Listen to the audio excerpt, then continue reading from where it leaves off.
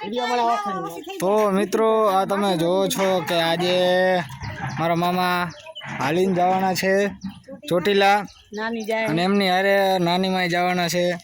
તો આ ધજા શેક સુધી ફરકાવવાની છે અને જોવાનું છે કે કેટલા દિવસે પહોંચે છે. રોડનો એક વિડીયો મૂકશે કે કઈ રીતના આપણે શું શું આવે છે અંદર અને શું શું કેમ્પ આવે, કેમ્પમાં શું શું હવે સુવિધા છે, બધું મારા મામા બધું દેખાડશે. બરાબર. અને અંદર માતાજીનું મંદિર છે. બરાબર. તો હવે અહીંયા હું તમને મંદિર દેખાડું.